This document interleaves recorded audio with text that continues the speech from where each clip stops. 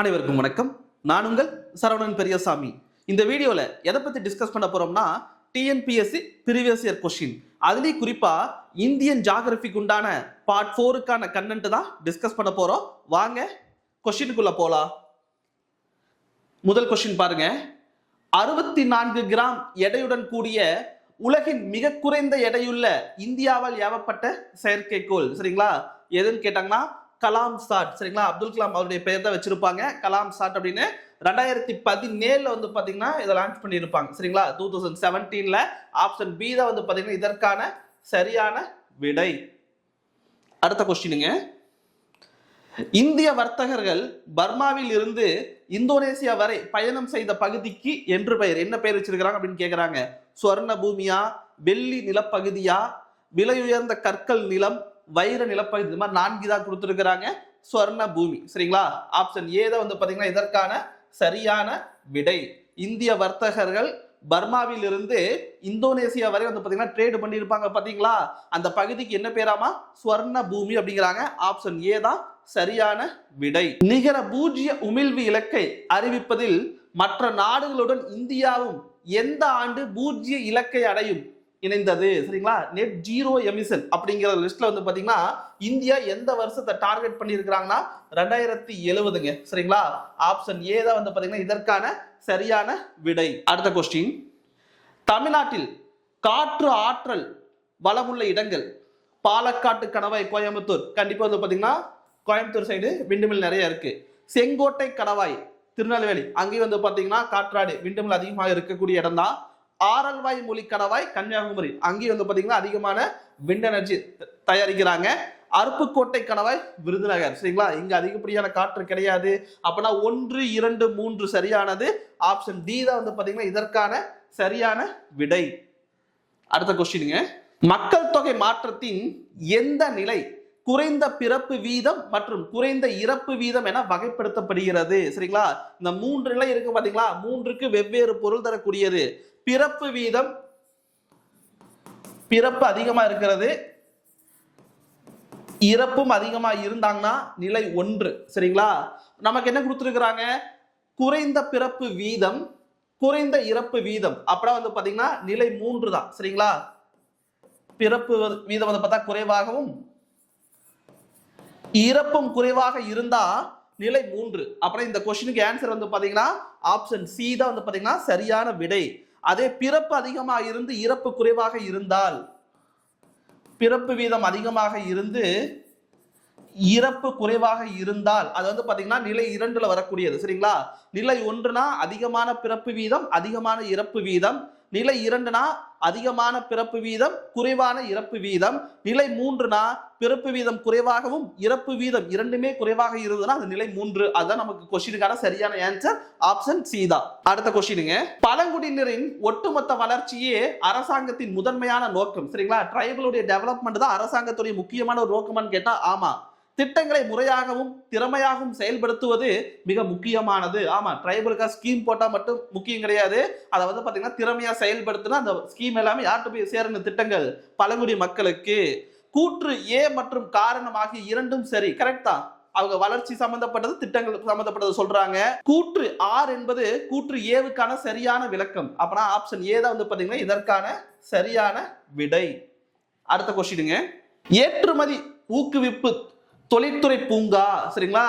அதாவது வந்து பாத்தீங்கன்னா எக்ஸ்போர்ட் ப்ரமோஷன் இண்டஸ்ட்ரியல் பார்க் அப்படின்னு சொல்லுவாங்க சரிங்களா. எக்ஸ்போர்ட் ப்ரமோஷன் இண்டஸ்ட்ரியல் பார்க் அப்படின்னு சொல்லுவாங்க சரிங்களா. எங்க துவங்கி இருக்கிறாங்க அப்படின்னு கேக்குறாங்க. ஏற்றுமதி ஊக்குவிப்பு தொழில்துறை பூங்கா தமிழ்நாட்டில் எங்கு அமைந்துள்ளது அப்படின்னு கேட்டாங்கன்னா கும்மிடிப்பூண்டி சரிங்களா. ஆப்ஷன் ஏ தான் வந்து பாத்தீங்கன்னா இதற்கான சரியான விடை.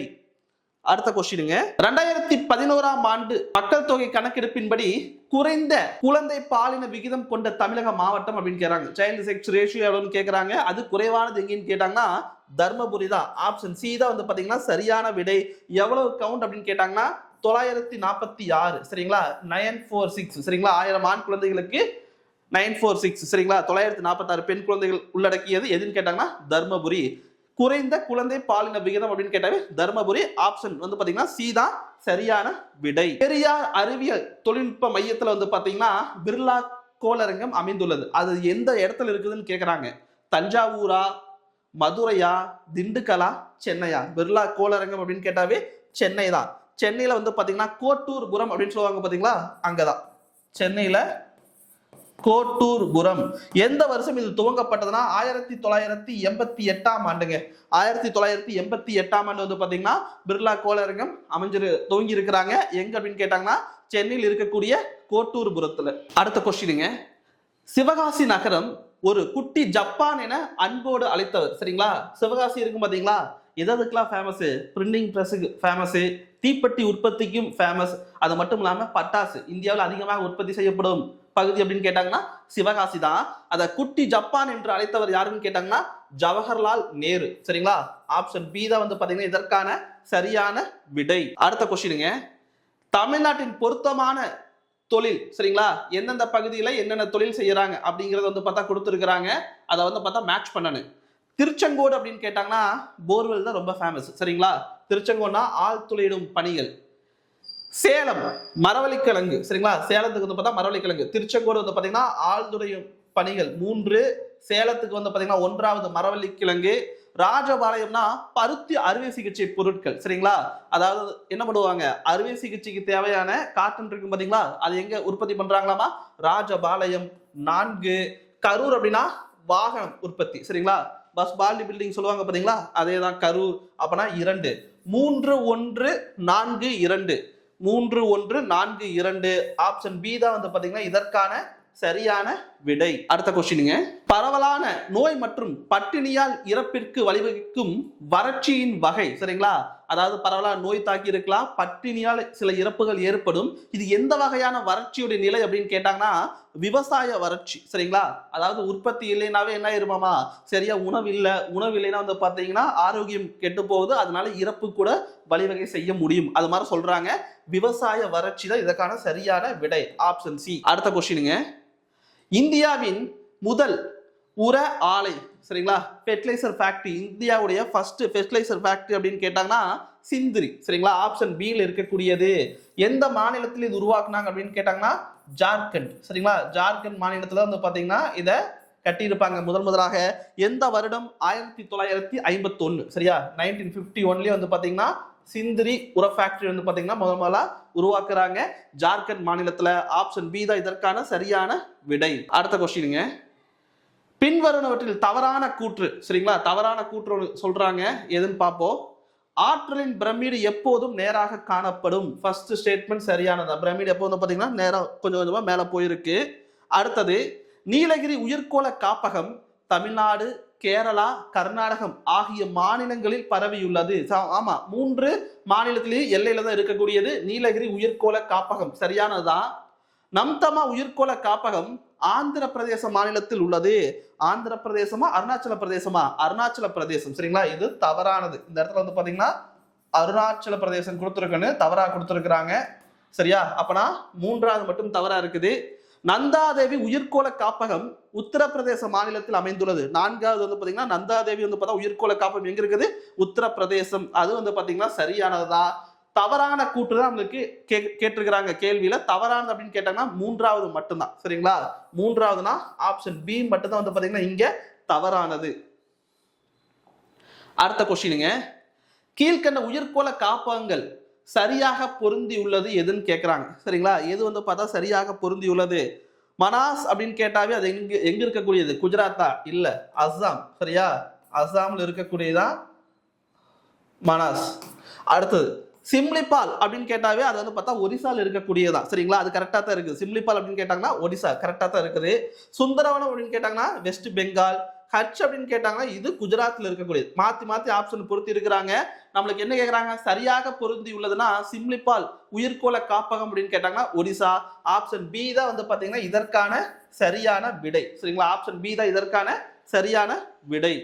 அடுத்த கொஸ்டினுங்க, எந்த ஆற்றின் குறுக்கே சர்தார் சரோவர் திட்டம் அமைந்துள்ளது? சர்தார் சரோவர் திட்டம் அப்படின்னு கேட்டாவே ரொம்ப ஃபேமஸ். சரியா, எல்லாத்துக்கும் தெரிஞ்சதுதான் நர்மதா ரிவர். சரிங்களா, ஆப்ஷன் பி தான் வந்து பாத்தீங்கன்னா சரியான விடை. சரிங்களா, எந்த ஆற்றின் குறுக்கே சர்தார் சரோவர் திட்டம் அமைந்துள்ளது அப்படின்னு கேட்டாங்கன்னா நர்மதா ரிவர். இந்த ஆற்றின் கரையோரம் தான் யாருடைய சிலை நிறுவி இருக்கிறாங்க? ஒற்றுமையின் சிலை என்று யாருடைய சொல்லுவாங்கன்னு கமெண்ட்ல சொல்லுங்க. அடுத்தது, கிழக்கு கடற்கரை சமவெளி பற்றி பின்வரும் வாக்கியங்களில் எது சரியானது? கிழக்கு கடற்கரை சமவெளி கிழக்கு தொடர்ச்சி மலைக்கும் அரபிக்கடலுக்கும் இடையே அமைந்துள்ளது. ஈஸ்ட் சைடுல என்ன இருக்குது உங்களுக்கு? அரபிக்கடல் இருக்குதா, பெங்கால் இருக்குதா? பெங்கால். அப்படின்னா ஃபர்ஸ்ட் ஸ்டேட்மெண்ட் இந்த தவறா கொடுத்துருக்கிறான். இந்த இடத்துல அரபிக்கடல் வராது. மகாநதிக்கும் கிருஷ்ணா நதிக்கும் இடைப்பட்ட பகுதி வட சர்க்கார் என அழைக்கப்படுகிறது. சரியானதுதான். கிருஷ்ணா மற்றும் காவிரி ஆற்றிற்கு இடைப்பட்ட பகுதி வந்து பாத்தீங்கன்னா சோழமண்டல கடற்கரை என அழைக்கப்படுது. சரியானதுதான். 2 மற்றும் 3வது சரி. என்ன கேட்கறாங்க? சரியான ஸ்டேட்மெண்ட் கேட்கறாங்க. 2 மற்றும் 3வது அப்படின்னு கேட்டாங்கன்னா ஆப்ஷன் சி தான் வந்து பாத்தீங்கன்னா இதற்கான சரியான விடை. அடுத்த கொஸ்டினுங்க. நிலம் கடவுளுக்கு சொந்தம் என்று அறிவித்ததுடன் நிலத்தின் மீது வரி விதிப்போ வாடகை வசூலிப்பதோ இறை சட்டத்திற்கு எதிரானது என்று கூறியவர். சரிங்களா? நிலம் வந்து பார்த்தா கடவுளுக்கு சொந்தமானது. அந்த நிலத்தின் மீது வரியோ வாடகை வசூலிப்பது வந்து பாத்தீங்கன்னா கடவுளுடைய சட்டத்திற்கு வந்து பார்த்தா எதிரானது அப்படின்னு சொன்னவர் யாருன்னு கேட்டா துடுமியான். சரிங்களா? ஆப்ஷன் பி தான் வந்து பாத்தீங்கன்னா இதற்கான சரியான விடை. அடுத்த கொஸ்டின் பாருங்க. இனம், பாலினம், தேசிய இனக்குழு, மொழி, மதம் அல்லது வேறு தகுதி அடிப்படையை பொறுத்து மாறுபடாமல் மனிதர்களாக பிறக்கும் அனைவருக்கும் மரபாக இருக்கும் உரிமையே மனித உரிமை அப்படிங்கிற இந்த ஸ்டேட்மெண்ட் வந்து பார்த்தா யாரால் சொல்லப்பட்டது அப்படின்னு கேட்டாங்கன்னா யுனைடெட் நேஷன் ஆர்கனைசேஷன், UN. சரிங்களா? ஐநா சபை இருக்கும் பாத்தீங்களா, அவங்களுடைய ஒரு ஸ்டேட்மெண்ட். எதற்குண்டான வரையறை அப்படின்னு கேட்டாங்கன்னா மனித உரிமைக்குண்டான ஒரு வரையறை. ஆப்ஷன் பி தான் சரியான விடை. அடுத்த கொஸ்டினுங்க. தகவல் தொடர்பிற்காக ஏவப்பட்ட முதல் இன்சாட் வரிசை செயற்கைக்கோள். தகவல் தொடர்புக்குனாவே இன்சாட் தான் செயற்கைக்கோள் நம்ம பயன்படுத்துறோம். 1983 இன்சாட் 1B அப்படிங்கிற செயற்கைக்கோள் முதலாக ஏவப்பட்டது. சரிங்களா? இன்சாட் 1B வந்து பாத்தீங்கன்னா முதலாக ஏவப்பட்ட இன்சாட் வரிசை செயற்கைக்கோள் எந்த வருஷம்? 1983ங்க. 1983 ஏவப்பட்டது. ஆப்ஷன் பி தான் வந்து பாத்தீங்கன்னா இதற்கான சரியான விடை. அடுத்த கொஸ்டின் பாருங்க. எது சர்தார் சரோவர் திட்டத்தில் இருந்து பயனடையும் மாநிலம் அல்ல? சரிங்களா?